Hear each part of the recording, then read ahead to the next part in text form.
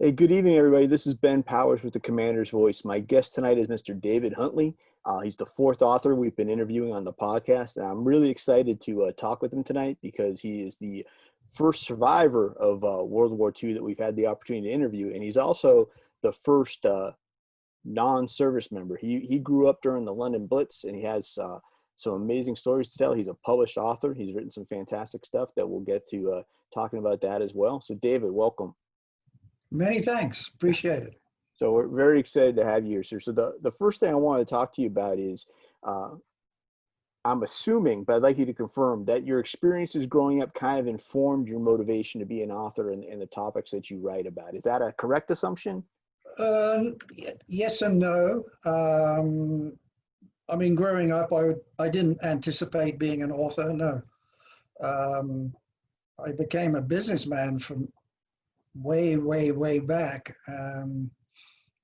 And so I didn't really consider being an author, but after I retired, certain things came up which I thought would make a good story or make some good history and so on. And so the book that you have or that you have seen is fairly autobiographical, but I wouldn't be able to tell you what is fact and what is fiction. You'd have to work that out for yourself. Yes, sir. Because there's a lot of, well, let me put it this way. You know Mike Baker, right? Who is the ex-CIA officer who you see on Fox News. Yes, sir. He endorsed my book and said it was factual and accurate, and you can't put it down. And of course, in addition to that, the foreword was written by Major General Williams, the U.S. Marine general, retired, who said he relived his career through my book. Now, when you get endorsements of that kind at that level, you can be pretty sure there's some pretty authentic stuff in there. Yes, sir. Understood. And for everybody watching and listening, we're referring to David's book, which is called Deathwatch Beetle, a historical post-World War II spy thriller, and it's available on Amazon.com. So had you been long retired before you decided to try your hand at writing, or was this something that was kind of, even as you were winding up your business career, you were thinking this is something you wanted to do?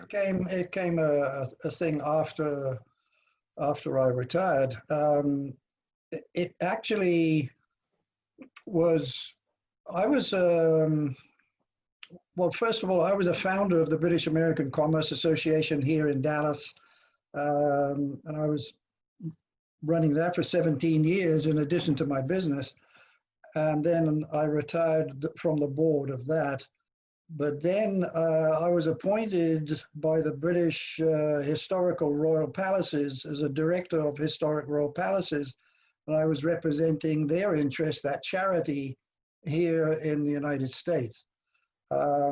Then my late wife, Sophie, became rather ill, and it was at that point that I decided to stop more or less everything. And I retired from from the Historic Royal Palaces as well. And I began, looking after Sophie. It was during that period I felt that there were some stories that sort of tempted me, simply because of personal observations and experiences I've had. I felt I could write a pretty good story about chasing a Nazi who disappeared at the end of the war, based on certain knowledge that I have. Now, did you need to do any additional research in archives or interviewing people or anything like that? Oh, or yeah, were you able to? A lot. Mm-hmm. And some of the stuff I couldn't even get confirmation, even though I knew what I was talking about. Because of my own personal observation, I couldn't even get verification of it through Freedom of Information Act. Oh, wow, that's fascinating. With with the British Secret Service, blah, blah, blah. Understood, sir. So did you, well, in watching different things over the years, I find when I'm watching BBC or things like that, World War II always comes up in reference to the Official Secrets Act. Is that something that you found yourself running into quite a bit? Oh yeah, and also in with the Americans, it was just unbelievable. Um, because in my book, I was talking about a certain Air Force base in England, which I knew intimately, and I even knew you know, the code names and all that kind of stuff.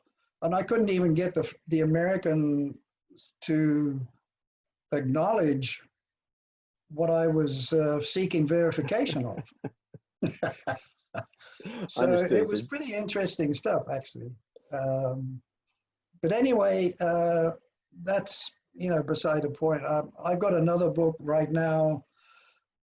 It's called A Tomahawk Warrior, which is a B-17 bomber that I saw crash in 1944, and it's become a very big item in my life because I saw them picking up the body parts when I was very small. And I always felt that the crew deserved some kind of posthumous award. And I've been working all these years, and I've succeeded in doing that. And I was able to take some of the descendants that I had traced back to England last year, and they were awarded a Scroll of Honor for the sacrifice that that crew made. There's still a lot more going on with it right now, and there's a book which will, I hope, be published later this year. that's an amazing story. So I'm assuming from just the details you've shared right now that sadly none of the crew members survived that crash. No, they were blown to smithereens. I saw them picking up body parts. It was just, I had been through the Blitz in London, and I had seen dead bodies being pulled out of buildings. I mean, you know, but they're still they're still humans being, they're limp and everything like that. But this was just something totally different. This was a fully laden B-17 bomber that was trying to get into formation for a target in France. It was going to be bombing a German target in Versailles. And something went wrong with it. I explain in the book as to the 80% sure as to why it crashed. And when it did crash, it exploded with a full load of bombs.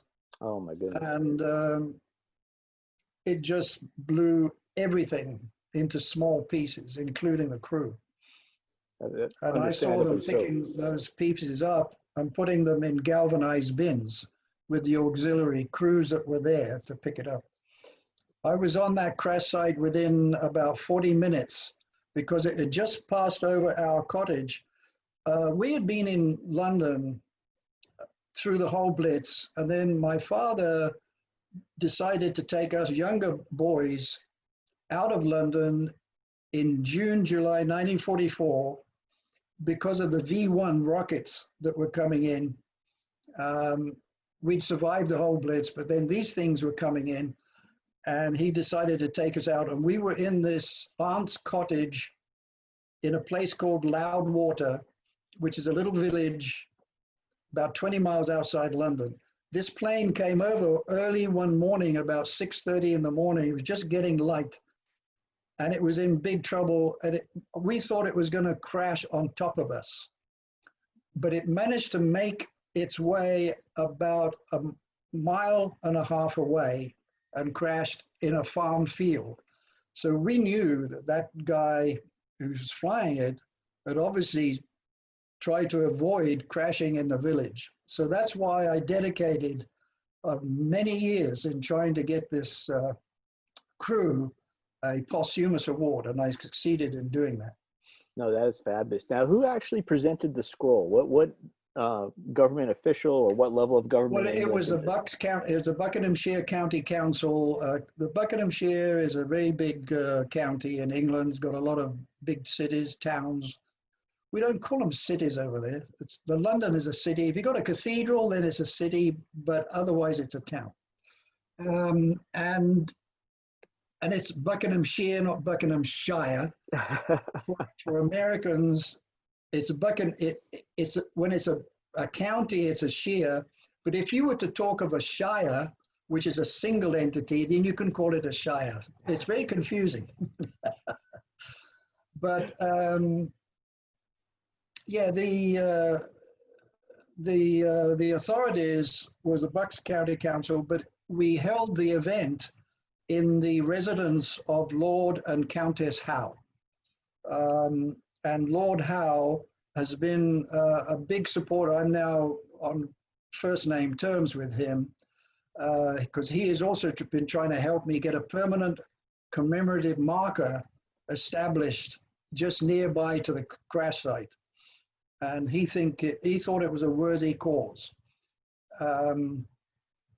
Anyway, that's, I could go on forever on that. Well, that's just fascinating. So no, I wish you would, because it's very cool. Is this Lord Howe, the descendant of the Lord Howe who fought the American Revolution? I wouldn't know, no, but I think he was an admiral. I think his ancestors, their family goes back to Henry VIII. Oh my goodness. Well, there was a Lord Richard Howe, I believe, who was an admiral, and he had a younger brother, William Howe, who was a general, and they were the. Is it spelled Howe? Yes, sir. Yeah. I imagine there's a connection.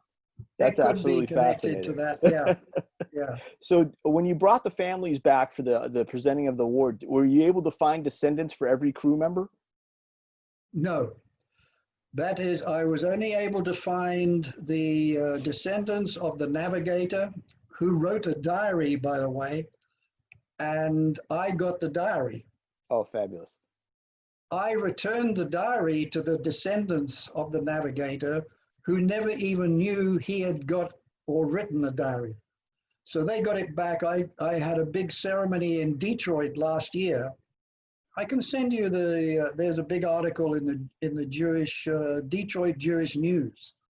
Oh, we would love to see that. We could get it posted up on the site. I know my folks would like to read that. And then there was TV cameras and everything there last year. In August last year, we went up there, and I arranged for the return of this diary to the descendants. But the first time I actually located a relative was the pilot's daughter.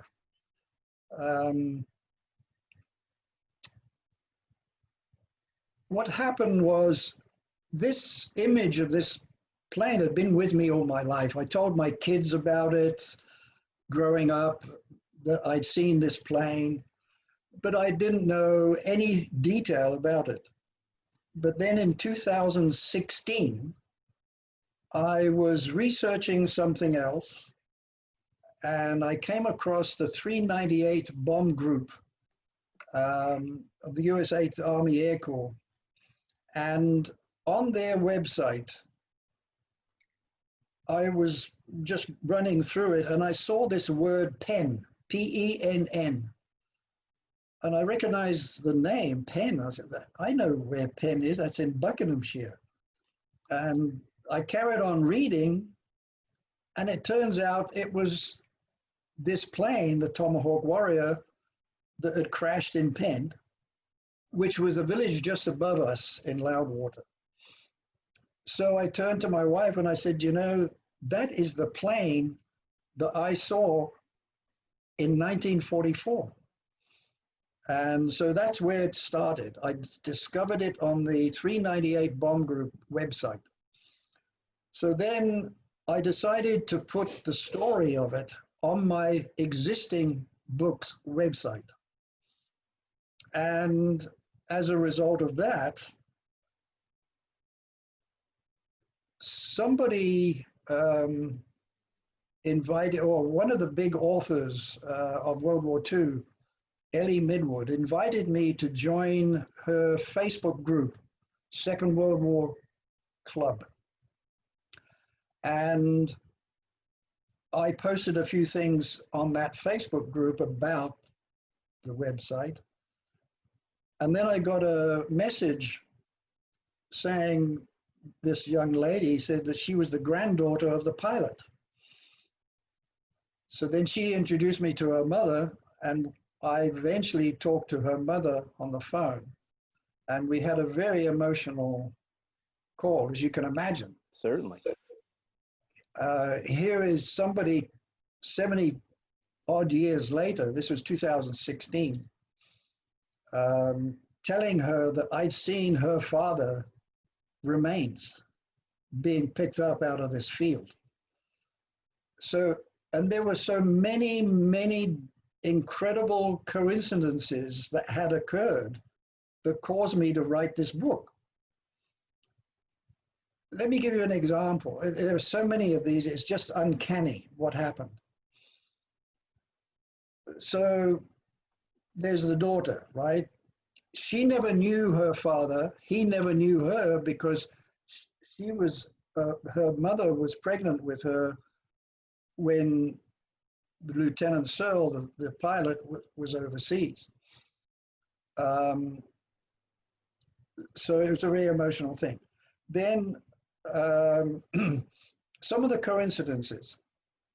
The pilot, Lieutenant Searle, his birthday is the 18th of March. My twin sons were born on the 18th of March. Oh my goodness. One of them, from the time he was 7 years old, they're 53 now, both of them. When he was around 7, he used to watch these planes flying over our house where we were living, and he always wanted to be a pilot. Well, he became a pilot. He's now he now works for Delta Airlines. He's a pilot for Delta. But the first plane he ever flew when training to be a pilot, do you know what it was called? Tomahawk Warrior? It was a Piper Tomahawk. Oh my goodness. Yeah, so that's just one coincidence.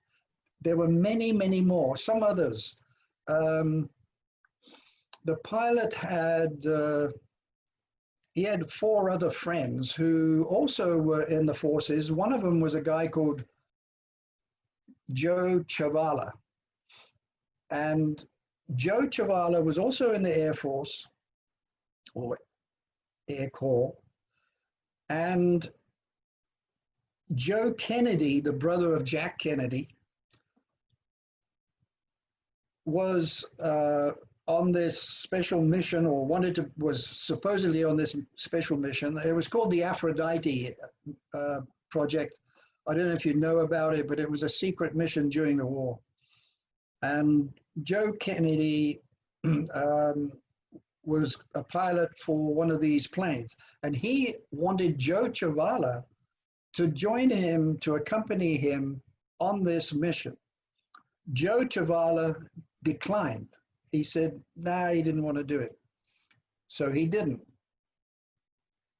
Joe Kennedy, his plane exploded and blew up over the southern part of England. Do you know what day it was? I'm going to guess the 18th of March. 12th of August, the same date as the Tomahawk Warrior went down. Oh my goodness. So that's another coincidence. The Air Force guy who picked up the diary, he found it in a trash bin after the crew had died and all that. He found it in a trash bin on site at Nut Hampstead Airfield, which is where the plane was based. And he kept it. Well, he kept it 72 years or whatever it was. And he said, one day he said to his son, Martin, the name of the guy who picked up the diary, his name was Ed Ginther. And he was in the complementary squadron that supported the bomb group. And he said to his son a couple of years, 2 or 3 years ago, "Did I ever show you this?" And the son looked at it, and there was a diary of every mission this crew had flown. Oh my goodness. And he said, "Dad, this is amazing. We got to do something with this." That was 72 years later. So together they made copies, and they gave 12 copies away to different places. And they tried to give it to the Air Force Museum or something. And anyway, they didn't have any luck. No one said he were bothered with it. And so Martin was trying to find the family, and he was just unsuccessful. And he spotted my website, and he called me, and he told me about the diary. And I said, "Well, that's amazing. I'd really like to know more about it. Can I get a copy?" "Well, we don't have any more copies left, and we've given them all away, and we don't want to make any more because it's going to damage the original and blah, blah, blah." So I said, "Well, if you ever get a copy, I'd love to have one, you know." Well, about 3-4 months later, one came in the mail. So I looked at this, and I said, "This is just astounding." So then I knew that's when I had to write the book. Oh, that's fantastic. Now, I was going to incorporate this diary. And all the missions and all the news bulletins from the newspapers that coincided with those entries that he had and so on. Funny enough, the old man who found the diary, his birthday, you wouldn't believe, it was 18th of March. That is amazing. Yeah. So is the book, so the book's built around the diary and your recollections, so kind of linking them together? The book. And then, of course, I've got to fill it in with some of the personal stuff of the families that I have found. The pilot's daughter and her family. There's very little. That is one of the big problems I have at the moment, is trying to fill that gap. Understood. So it's still a work in progress. You're still drafting it.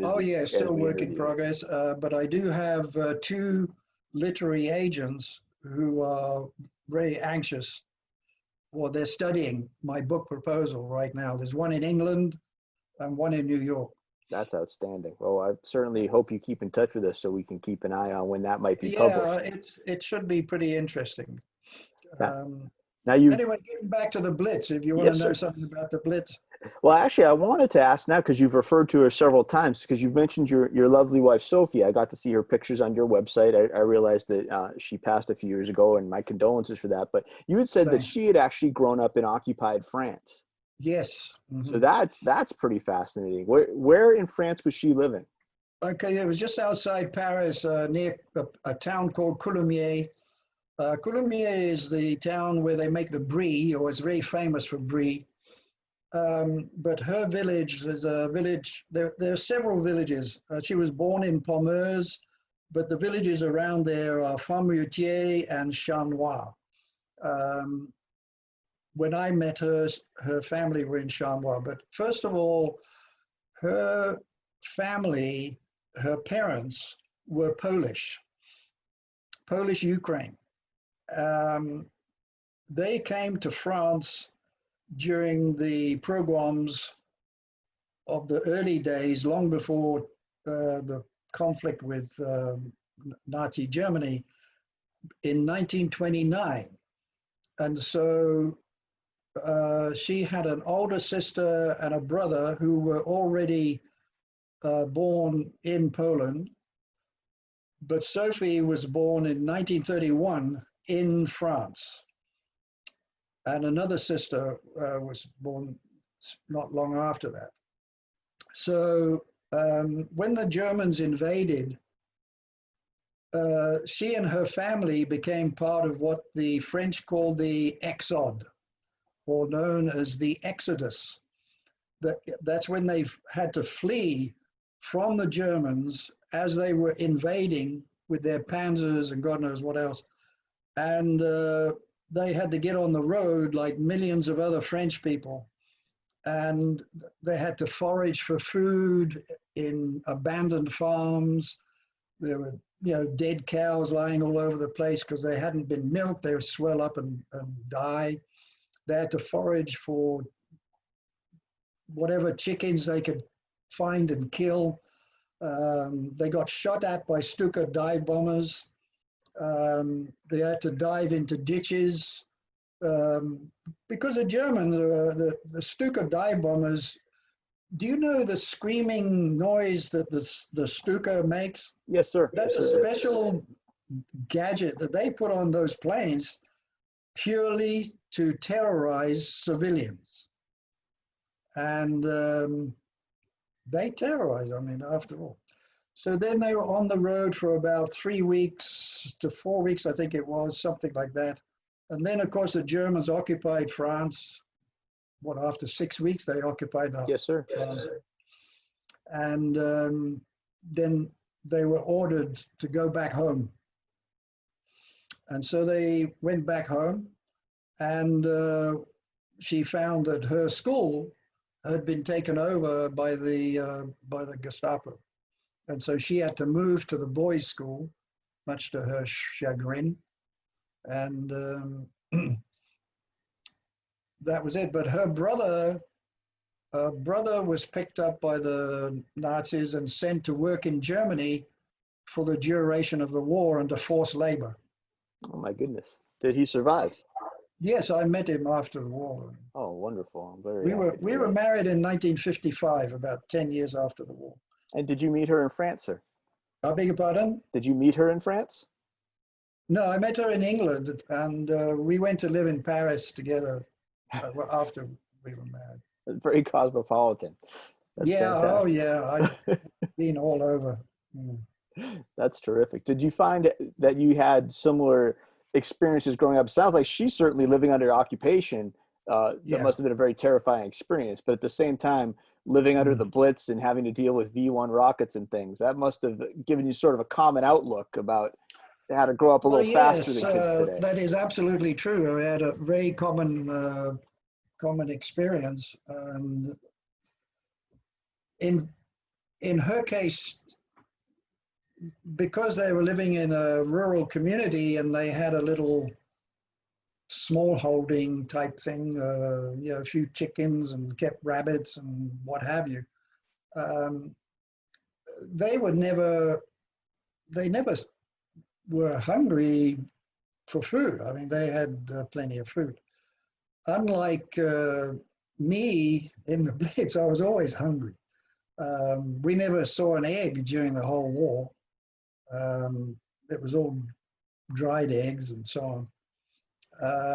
I used to go to school with my lunch was bread and dripping, plain bread with dripping. Dripping is the fat that you scrape off of your roast or whatever is left over from your cooking. Yes. Bacon fat or whatever. And you put that on your bread with pepper and salt, and you wrap it in newspaper, and that's your lunch. You go to school with your lunch. Of course, there's no plastic boxes to put it in and all these fancy things that kids have today. Certainly. And little. So, I was always hungry. And one of the things that struck me coming here in the States, I always remember I walked into a Cece's Pizza one day. And there's these people all munching down on these pizzas, and they're leaving piles of crusts on the plate. I would have killed for that growing up. I would have killed for that. Now, how long after the war before things even returned to a semblance of normal? Just because the war is over, it certainly must have been very difficult. We left before it returned to normal. Sophie and I were married in 55. We lived in Paris for a while. We came back to England. And, but after the war, it was so bad. It was so awfully bad. economically, that people were leaving England in droves. I mean, thousands were leaving. They were going to Canada, to Australia, to the college. They were going everywhere. And the reason was when the war was over, there was an election, and instead of Churchill getting back in as prime minister, he was out and the Labour Party was in. Yes.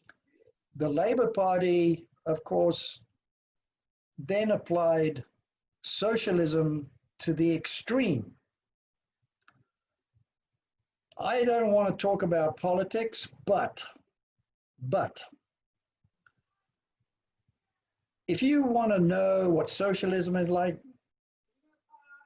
believe me, it ain't pleasant.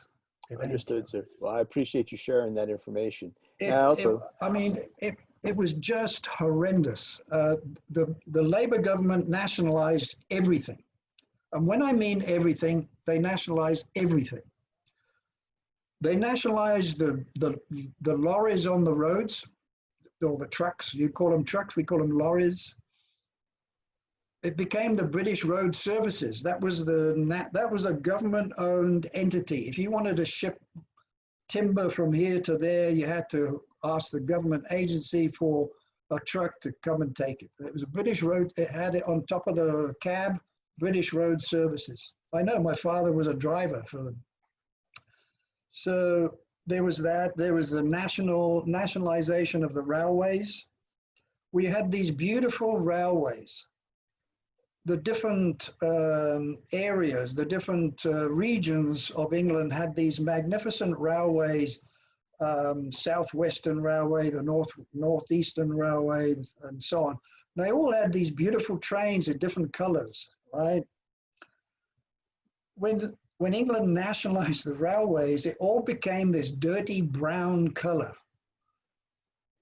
That's why today I have great difficulty in looking at brown, because yes, sir. It reminds me of this depressing era of time. Anyway, it became so bad that many people were leaving. Sophie and I decided in '57 we were going to leave. And so we set off on a new life. In December 1957, we flew to what was then called the Federation of Rhodesia and Nyasaland, which eventually became Malawi, Zambia, and Rhodesia and Zimbabwe. Oh, amazing. And how long did you live in Africa, sir? 21 years. Oh, my goodness. That is fantastic. That must have been a whole nother raft of adventures. We were in Rhodesia for 11 years. I was assistant technical manager of Dunlop for 11 years. And then we moved to South Africa, where I started my own businesses. And I was there for another 10 years in Durban. That's on the Indian Ocean. Yes, sir. Down in the south. Very, very fascinating. Well, I appreciate you sharing all your stories with us today, sir. I'm about out of time. So okay, let me just show you one thing. Do you want to see where the bomb? Do you want to see where the bombs fell in London? We certainly do, sir. Can you see that? Yes, sir. Sure can. So pretty much across the entire city. And this is the bombs that fell around my house right there. Oh my goodness. Holy cow. And y'all never thought of leaving until the V1 rockets in '44. Yeah, the V1 started coming in. And that's why we left soon after. But my sisters, they had to remain because they had good paying jobs. And there was no room for them anyway down in where we were. So they stayed at the house we were in, and they were terrified because the V2s started coming in after that in September. And those were the most devastating. And just remember, and I'll get this in very quickly, 35,000 people in London died from the Blitz. And I think the total number of people who were injured during the Blitz was 135,000. Oh my goodness, that is. We lost 2 million homes, and of 2 million homes, 65% were in London. That's absolutely amazing. Oh my Yeah. goodness. Well, thank you for sharing that information with us. Okay, Thank my you for pleasure. sharing your stories. Once again, for everybody who's watching and listening, my guest today was David Huntley. He's the author of a book, Deathwatch Beetle, a historical World War II spy thriller. He's also working on a new book called Tomahawk Warrior about the crash of a B-17 bomber during the Second World War and his subsequent effort to find the families and ensure those men were memorialized. David, thank you so much for joining us tonight. Yeah, Pleasure, Ben. I really look forward to meeting up with you again when I get up to Dallas next time. I really do want to take you out to lunch, sir, and continue the conversation. Yeah, I can do that. Fantastic. Very Well, well. I'll be in touch soon, sir. Have a great night. And you, thanks very much. Goodbye.